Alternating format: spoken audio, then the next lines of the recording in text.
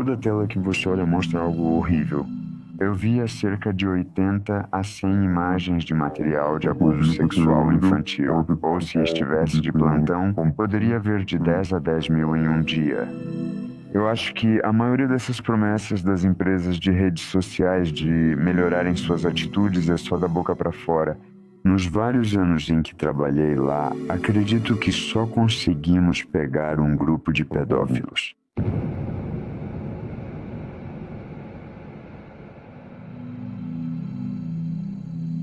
Eu era contratado trabalhando para o WhatsApp através da Accenture, não era empregado diretamente pela Meta. Eu sempre fui pago por essa empresa contratante.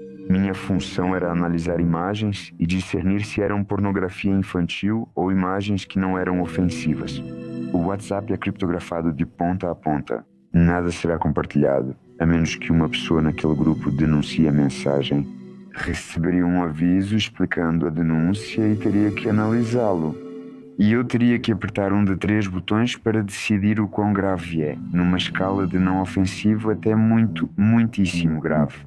Eu apenas apertaria o botão do teclado que mostra uma imagem vermelha, e depois disso eu nunca mais ouviria nada sobre aquilo. Demorou cerca de 2 meses para eu perceber que existem falhas sistemáticas na empresa quando se trata de como lidamos com materiais de abuso sexual infantil. Sempre que tomávamos decisões, o funcionário da Meta nos dava um retorno. E então, seguimos essa cadeia de comando, onde o cliente dá o feedback para o controle de qualidade e o controle de qualidade repassa isso para os agentes.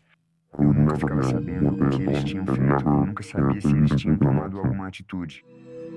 Houve muitas vezes em que eu vi conteúdos que eu acreditava serem ofensivos. Eu vi uma foto de um menino na África dentro de um pneu. Ele estava nu, em sofrimento, chorando muito, como se fosse algum tipo de ritual público de humilhação. Eu vejo claramente pessoas ao redor dele zombando e caçoando. Para mim, isso é uma forma de abuso infantil. Pode não ser abuso sexual infantil, mas vejo claramente uma criança sofrendo. Quando tentei sinalizar, disseram apenas que, por ser imagem Centro de Exploração Infantil Verde, só deletamos e não reportamos ao Centro Nacional para Crianças Desaparecidas e Exploradas.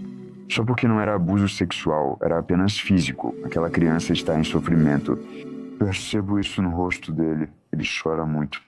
E eu só deveria seguir em frente e fingir que nada mudou e que eu fiz um bom trabalho. Eu deveria fingir que realmente fiz o que estava ao meu alcance para ajudá-lo. E eu sei claramente, com certeza, que não fiz. Às vezes, as verificações de antecedentes dos contratados da Accenture parecem ter falhado. Quando eu estava na equipe de materiais de abuso sexual infantil, o Durham National se juntou e ficou assistindo o pior conteúdo. Ele era conhecido por entrar na pior fila, a do raio-x. Eles provavelmente vão ver 90% de materiais de abuso sexual infantil no raio-x. Todo mundo odiava fazer o raio-x. Esse homem, ele era uma fera no raio-x. Ele conseguia passar 9 horas sentado naquela fila do começo ao fim, em uma salinha minúscula, tomando latas de refrigerante. Ele sempre sentava sozinho na sala. A gente não fazia ideia do passado dele até que, de repente, a gerência avisou: não falem mais sobre esse cara. Ele trabalhou 9 meses na equipe de combate ao abuso sexual infantil e ninguém sabia que era pedófilo. A polícia descobriu onde ele estava e o extraditou de Dublin para o Reino Unido para enfrentar a justiça por essas acusações. Uma coisa que notei foi uma omissão gritante nas notícias. Disseram que ele era moderador de redes sociais e trabalhava para a Accenture. Mencionaram que ele trabalhava para uma empresa de mídia social, mas não disseram que ele fazia parte de uma equipe de materiais de abuso sexual infantil. Ele era pago para assistir pornografia infantil. Muitas vezes recebíamos solicitações de regiões da Índia, Rússia ou países de língua árabe. E não tínhamos pessoal suficiente ou alguém com habilidades nativas de tradução. Frequentemente precisávamos depender da tradução do Facebook. O Facebook Translate não é exatamente algo confiável. Então, digamos, se o tradutor não estivesse funcionando na maioria das vezes, a gente simplesmente teria que deixar passar. Se alguém fosse banido, eu também seria o responsável por verificar as regras de banimento a pessoa violou e então decidir se ela poderia voltar para a nossa plataforma. Esse banimento só fica em vigor por cerca de 90 dias. A teoria é que, após 90 dias, quem cometeu a infração abandonaria o número e provavelmente conseguiria outro. Se o usuário voltar e pedir por e-mail para reabrir a conta, eu a manteria fechada. Mas, digamos, se o próprio usuário fez o processo de registro, teoricamente ele pode se cadastrar no WhatsApp novamente. Como se fossem um novo usuário depois desses 90 dias, voltam e reincidem. Eu tenho que tratá-los como um novo usuário, mesmo que eu possa ver nas anotações de registro que é o mesmo dispositivo, o mesmo Secure Sockets Layer, a mesma impressão digital, o mesmo IP.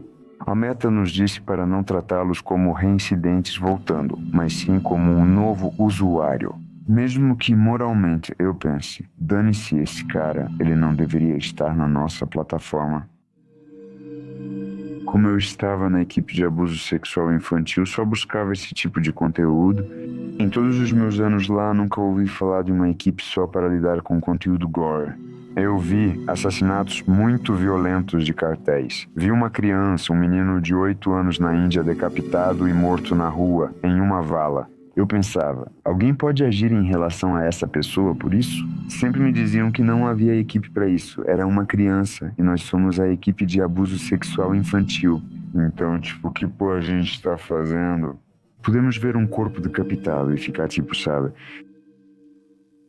Não é pornografia infantil. Ninguém está transando com o corpo morto, então está tudo bem.